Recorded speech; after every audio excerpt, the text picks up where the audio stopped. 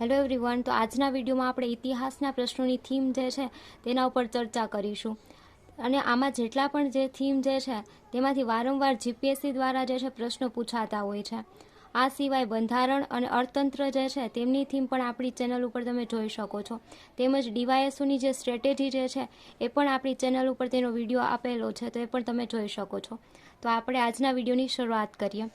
First તો આપણે ઇતિહાસ જે છે તેના પ્રશ્નોની થીમમાં આપણો મોસ્ટ ઇમ્પોર્ટન્ટ જે છે ટોપિક તે છે સિંધુના સ્થળો અને મળતા પુરાવા. હવે આખું જે સિંધુ સભ્યતા જે છે ને એ કોઈ પણ એક્ઝામ તમે લઈ લો, એ કોઈ પણ ક્લાસ 3ની એક્ઝામ હોય, સીસીઈની એક્ઝામ હોય, જીપીએસસીની એક્ઝામ હોય, બધી એક્ઝામમાં જે સિંધુ સભ્યતાવાળો ટોપિક છે એ તો મોસ્ટ ઇમ્પોર્ટન્ટ છે. એમાં પણ તેના સ્થળો, તે સ્થળો કઈ નદી જે છે તેના કાંઠે આવેલા છે, ત્યાંથી તમને ક્યાં ક્યાં પુરાવો મળેલા છે, આ તો તમારે જે છે કરીને જ જવાનું રહેશે. ત્યારબાદ ઋગ્વેદમાંથી જે છે અવારનવાર ક્વેશ્ચન જે છે બનતા હોય છે, તો એ પણ તમે કરશો. ત્યારબાદ આવે છે બૌદ્ધ પરિષદ. હવે કયા રાજાના સમયમાં છે, ક્યાં બૌદ્ધ પરિષદ ભરી હતી તે આખું તમે કરીને જશો. તેમજ જૈન સભા જે છે, 2 જૈન સભાઓ આપને ખબર છે કે ભરેલી છે.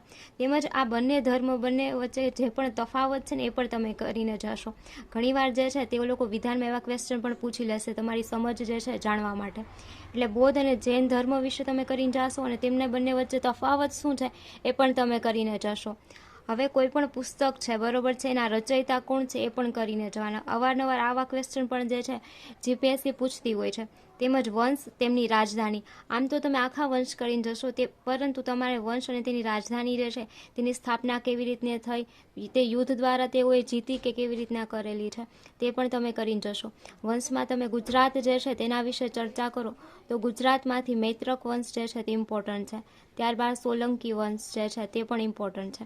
એવી રીતના ભારતની વાત કરીએ તો એમાં મૌર્ય વંશ જે છે તે અને ગુપ્ત વંશ જે છે તે આખા કરીને જવા. ને મૌર્ય અને ગુપ્તમાંથી અને સોલંકી અને મૈત્રકમાંથી અવારનવાર જે છે જીપીએસસી ક્વેશ્ચન જે છે કરતી હોય છે. આ સિવાય જે છે કર વ્યવસ્થાની પદ્ધતિઓ જે છે. ત્યારબાદ યુરોપિયનોનું આગમન. હવે આગમન જે છે તેનો ક્રમ જે છે તમારે યાદ રાખવાનું કે પહેલાં પોર્ટુગીઝો આવ્યા, એના પછી કઈ પ્રજા આવે છે, એના પછી કઈ પ્રજા આવે છે, એના પછી તેઓ જે આવે છે, બરોબર છે, એ ક્રમ અને તેઓ લોકો જાય છે, બંને ક્રમ જે છે તમારે અહીંયા યાદ રાખવાનો છે. ત્યારબાદ ચળવળો. હવે કઈ ચળવળ જે છે તેનું નેતૃત્વ કયા વ્યક્તિએ કરેલું છે, શા માટે જે છે તે ચળવળ કરેલી છે, પછી તેની ઈસવીસન કઈ છે, તો અહીંયા જે છે કોણે કરી છે, પછી જે છે શા માટે કરી છે, આ બંને વસ્તુ જે છે યાદ રાખવાની. તેમજ તે ઈસવીસન જે છે તેમને યાદ રાખવાના ભેગાભેગ. અને જેટલી પણ ચળવળો જે છે તેને ક્રમમાં યાદ રાખશું. ત્યારબાદ આવે છે સમાજ સુધારકો. હવે આ સમાજ સુધારકો જે છે તેમના દ્વારા જે છે કોઈ પણ મેગેઝિન જે છે બહાર પાડેલી, અથવા તો તેણે કોઈ પણ સમાજ અથવા તો કોઈ પણ સંસ્થાની સ્થાપના કરેલી હોય છે, તો તે પણ તમે યાદ રાખશો. ત્યારબાદ ગાંધીજી જે છે તેનું આખું જીવન ચરિત્ર, તેમના દ્વારા લખવામાં આવેલી બુકો અથવા તો તેમના દ્વારા કોઈ પણ કરવામાં આવેલી ચળવળો જે છે તે તમે ખાસ યાદ રાખશો. પછી વિલીનીકરણની પ્રક્રિયા અને મોસ્ટ ઇમ્પોર્ટન્ટ 1857નો સંગ્રામ. હવે 1857ના સંગ્રામમાં મોસ્ટ ઇમ્પોર્ટન્ટ શું હશે કે કોઈ પણ સ્થળ છે અને તેની સાથે જોડાયેલ વ્યક્તિ છે, બરોબર છે.